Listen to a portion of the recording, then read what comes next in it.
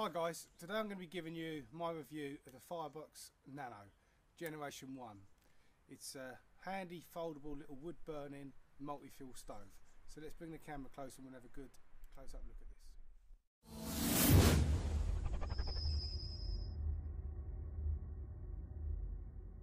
Let's have a look at the construction of the Firebox Nano Generation 1. It comes in this cotton storage bag, which I find is quite acceptable. There is an additional extra Cordura bag that you can purchase to put it in from Firebox. So it comes like this, completely flat packed. And to deploy it, you just pull it apart and there's a floor plate which falls down like that. There's 4 legs which are adjustable for height, for uneven ground circumstances. There's a feeding hole there for twigs, and breathing holes all the way around and on the bottom. So this stove is designed for multiple fuel use. It's designed for burning, for being a wood burning stove. So you take twigs of around this size and you start your fire in there, and then you can put your stove on top and start to boil your water. Alternatively, you can use solid fuel tablets or a transient alco stove type burner. I'm going to cut in a film now and be boiling up some coffee. And so the slow journey towards coffee begins with your Firebox Nano. You work as a team, the Firebox Nano supporting your canteen, you feeding the fire with twigs. You build the heat with your oxygen from your lungs. The water slowly heats. You approach the boil.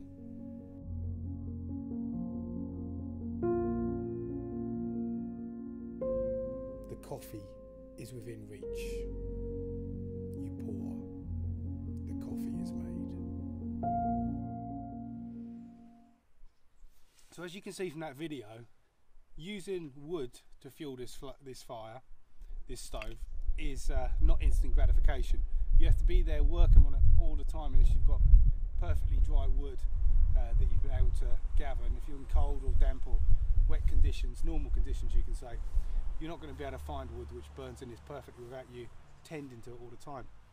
So since you're often out in the woods, if you're going to be using a small stove like this, you're going to be looking for instant gratification, water boiled as quickly as you can, as easy as you can. I like to take with me the transient alco stove and use this as the fuel source in the stove.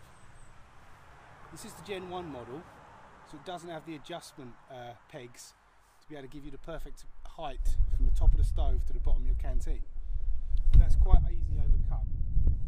If you take your screw down cap for your transient stove, the one with the rubber ring on, so you've still got the other cap for snuffing and adjustment of your flame. If you put that in with the bottom down there into your stove, now when you put in your stove itself, you'll have the perfect approximately ½ inch height between the top of the stove and the bottom of your canteen.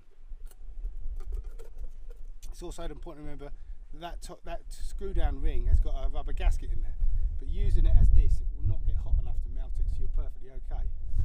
Works well on the round Pathfinder type canteen, works fine with the GI style canteen. Boil time using a trangia. To get to a rolling boil, you'll get to a rolling boil with about ½ litre in freezing conditions like it is today in under 10 minutes. So how does the Firebox Nano match up in comparison to other transient alco fuel stoves?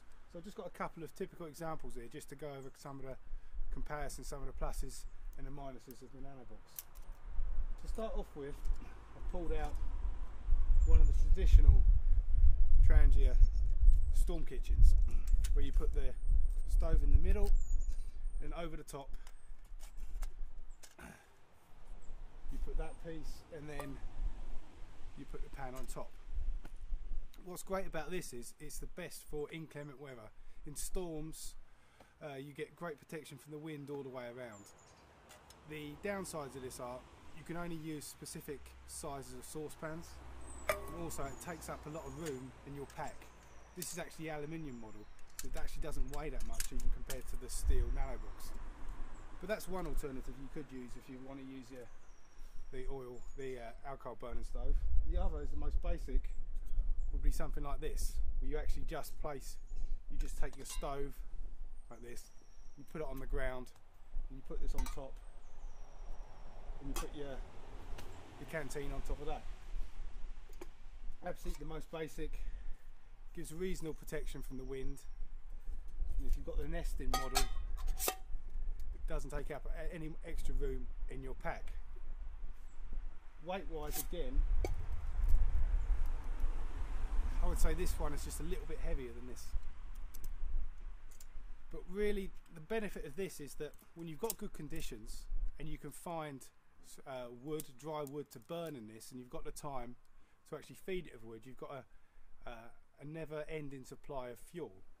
So I think it's a good idea that you can take out maybe just a Trangia with a small amount of fuel in it and use this as a backup. And when you've got the opportunity to use wood, you can use this. And of course, it's a very cool little device.